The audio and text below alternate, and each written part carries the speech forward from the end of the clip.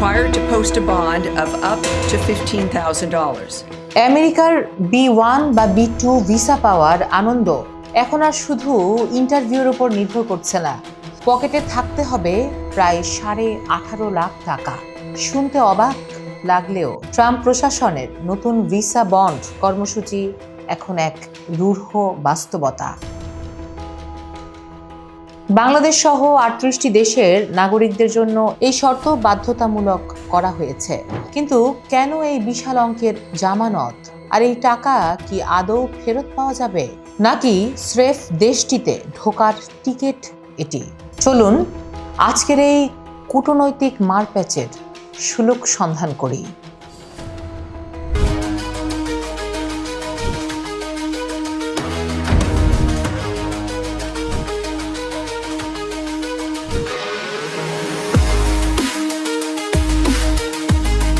আমি ফারাহ দিবা, আর আপনারা দেখছেন ভয়েস অফ বেঙ্গল।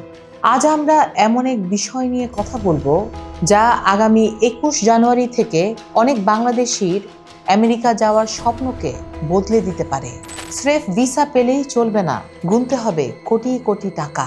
কেন এই কঠোর অবস্থান? পুরো বিষয়টি সহজভাবে বুঝতে হলে ভিডিওটি শেষ পর্যন্ত দেখতে থাকুন। একদম সহজভাবে বুঝিয়ে বলি বিষয়টি। ভিসা বন্ড হলো এক ধরনের আর্থিক গ্যারান্টি। যারা পর্যটন বা ব্যবসায়িক কাজে যুক্তরাষ্ট্রে যাচ্ছেন, তারা যেন ভিসার মেয়াদ শেষে আবার দেশে ফিরে আসেন তা নিশ্চিত করতে এই জামানত নেওয়া হচ্ছে। প্রতি বছর হাজার হাজার মানুষ ভিসা নিয়ে যুক্তরাষ্ট্রে ঢুকে আর ফেরত আসেন না, যাকে বলা হয় ভিসা ওভারস্টে। এই প্রবণতা কমাতেই ডোনাল্ড ট্রাম্প প্রশাসন এই কঠোর পথ বেছে নিয়েছেন। বাংলাদেশ সহ 38টি দেশের নাগরিকদের এখন $5,000 থেকে $15,000 পর্যন্ত বন্ড দিতে হতে পারে। টাকার অঙ্কে যা প্রায় 6 লাখ থেকে শুরু করে 18,35,000 টাকা পর্যন্ত। তবে এই টাকা কিন্তু আপনার ইন্টারভিউ নেয়া কনসুলার অফিসার নির্ধারণ করবেন। আপনার দক্ষতা, চাকুরি বা আয়ের উপর ভিত্তি করে তিনি ঠিক করবেন আপনাকে কত টাকা জমা দিতে হবে। এখানে একটা গুরুত্বপূর্ণ বিষয় মাথায় রাখতে হবে। আপনি যদি সঠিক সময়ে আমেরিকা ছাড়েন, তবেই এই টাকা ফেরত পাবেন। আর আমেরিকা থেকে বের হওয়ার সময় আপনার অবশ্যই বোস্টন, নিউ ইয়র্ক বা ওয়াশিংটনের নির্দিষ্ট 3টি বিমানবন্দর ব্যবহার করতে হবে। অন্য কোথাও দিয়ে বের হলে আপনার প্রস্থানের তথ্য রেকর্ড নাও হতে পারে, আর তাতে হারাতে পারেন আপনার পুরো জামানত।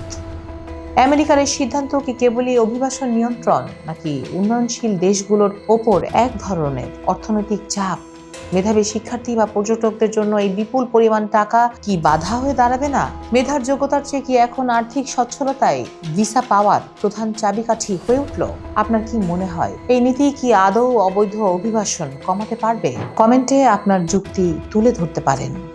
খবরের পেছনের খবর এবং তথ্যের সঠিক বিশ্লেষণে আমাদের সাথে থাকতে ভিডিওটি লাইক ও শেয়ার করুন। পরবর্তী গুরুত্বপূর্ণ আপডেটের জন্য ভয়েস অফ বেঙ্গলের সাথেই থাকতে হবে, আর প্রেস বাটনটি ক্লিক করে দিতে ভুলবেন না যেন।